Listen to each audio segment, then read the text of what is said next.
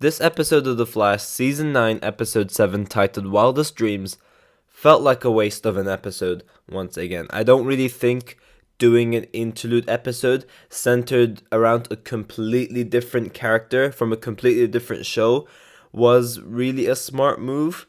Now, let me say this. I did enjoy the episode. We will obviously talk about that in just a second, but I'm just saying doing an episode purely centered around a Supergirl character and that having the main focus in the final season of The Flash, for me, wasn't a smart move. There were so many other opportunities you could have gone for with this. Fair enough, bringing in Nia was cool, seeing her was really cool, but giving her the main focus wasn't really the smartest thing. That being said, however, this was something the character of Iris did need. One of my biggest complaints for the season was that Iris really had nothing to do. Like, it was teased in the first episode that she would be some big Pulitzer winner, yet we haven't really seen anything of her like moving towards that, working towards that, or just see that character development in general. We didn't really see that until this episode, where it was more so focused on Iris stressing about this and that future tease that we had from episode 1.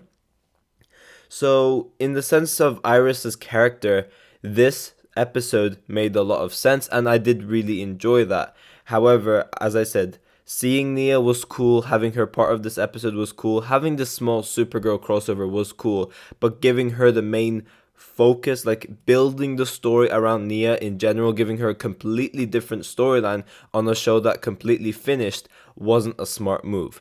Like, you could have gone for another interlude episode with saving the legends, where you could have had like Team Flash actually saving the legends. That wouldn't really be purely centered around the Legends of Tomorrow. You could have had Barry going like, all right, we need to save the legends, they're in trouble, they go out and help. That's completely different than what we saw over here, where Nia loses her powers, we see a completely different new Dreamer. All of this has just been introduced in the Flash's final season. Like, this hasn't been anything that's been left off from Supergirl or anything like that. This has just been introduced in the Flash's final season, and because of that, once again, it felt more of a wasted episode.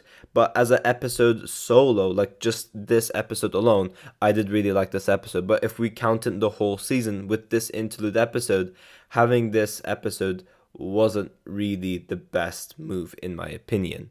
And my biggest complaint for this episode mostly is that if you think about it, nothing really happened. Like, the first half of the episode was quite strong, but then the next half, it was very like anticlimactic. Nothing really happened, and that was quite irritating as a viewer to watch. And the villain, quote unquote villain, was very, very underwhelming in my opinion as well. Just introducing this brand new Dreamer and all of that, it was very Dreamer focused, and I know I'm repeating myself, but it wasn't a very smart move for the Flash's final season.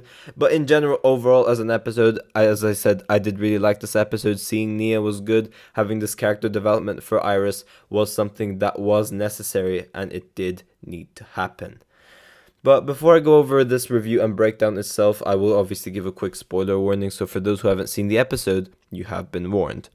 So this episode kicks off with Dreamer in her suit. It was really cool seeing Nia back in her suit, and she's in this warehouse. You know, we see her getting visions, and she's saying stuff like, "You're not going to stop me, not when I'm this close." And we have this cloaked figure pretty much stopping Nia. Iris pops up and she says, "Nia, it's all about control."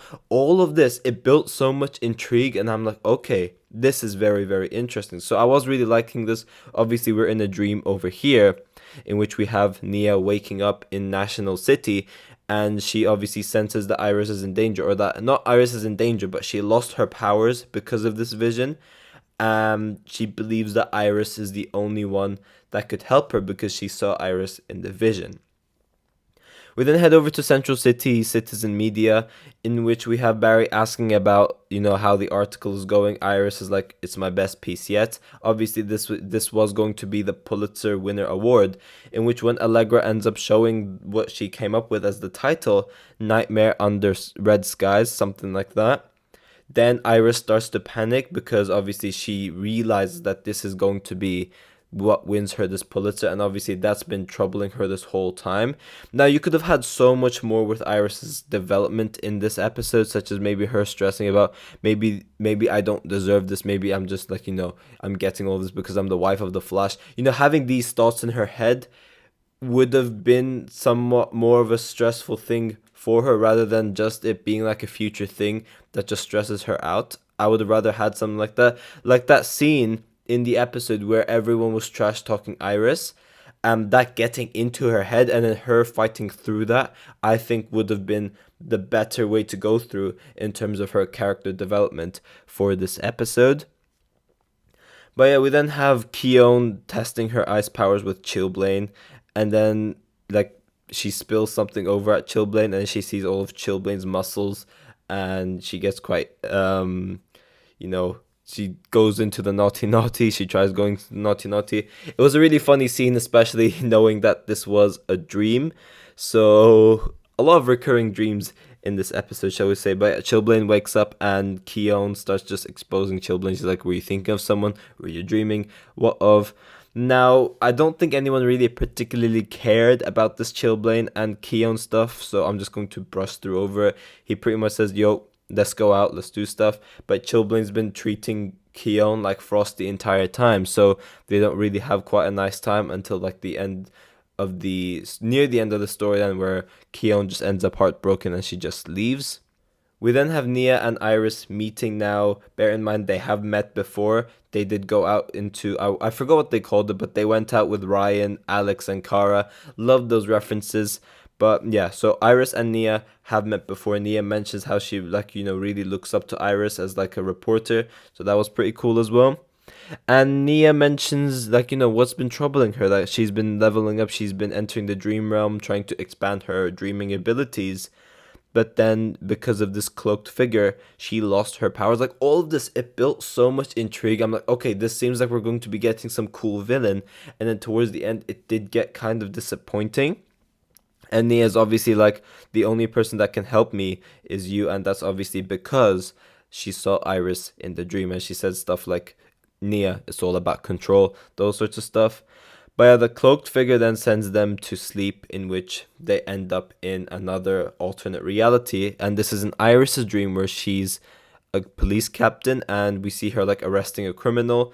Now, this was pretty much like a what if Iris was a cop type of situation, and I thought it was pretty cool. Iris was getting quite excited about this, so it was something I did really like.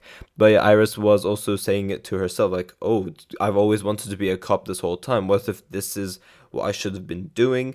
All of that I thought was really cool. Nia is obviously powerless, so they cannot really get out of the situation yet, but they need to find like the exit of the door to pretty much get out. But yeah, Nia reveals to Iris that she dies in the dream that she saw. So, it establishes somewhat of like this dream killer. And I'm like, okay, this is so, so cool. We're going to end up getting something big towards the end. So this what really built the hype for me in the episode.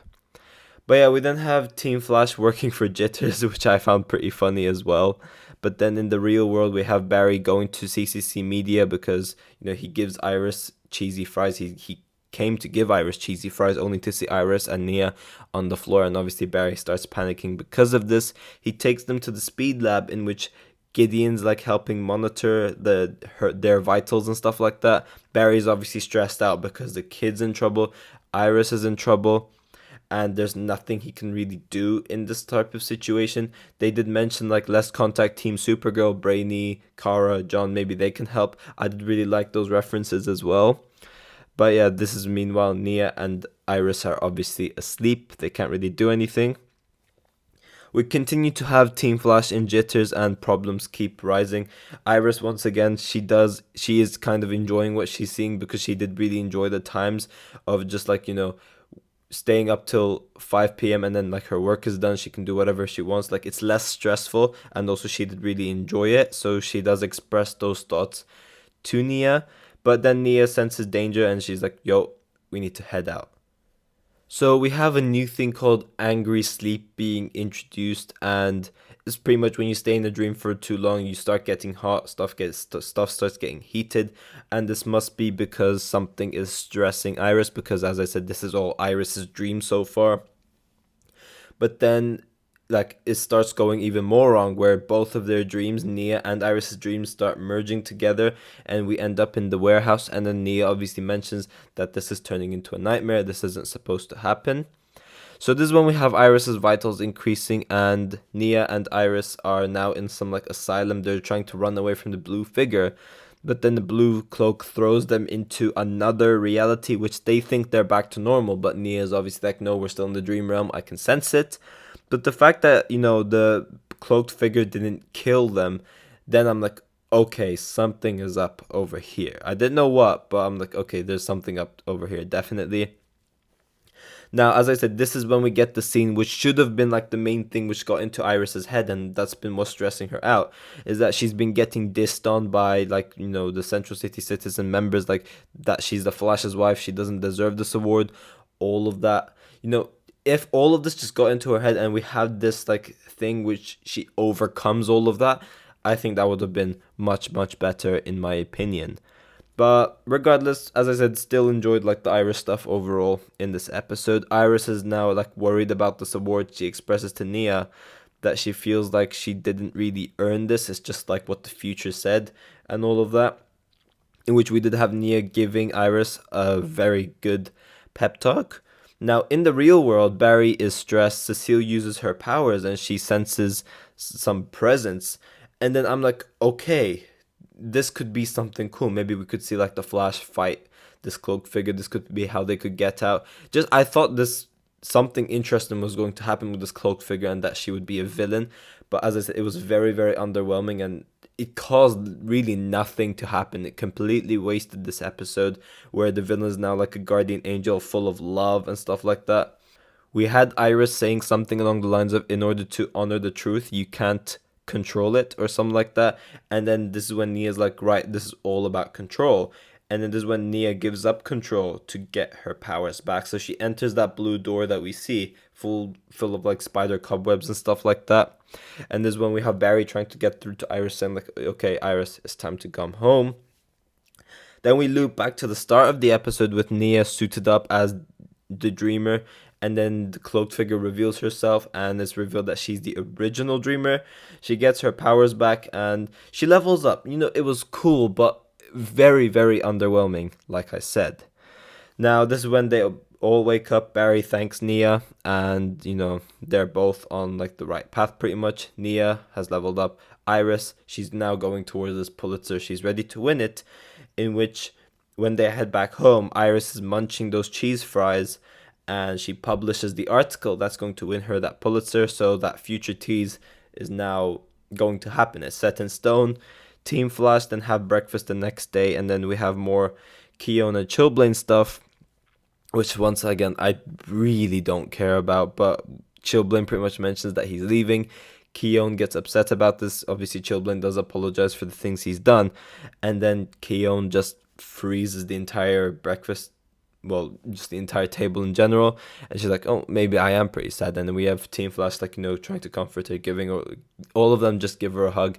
I thought that was pretty sweet.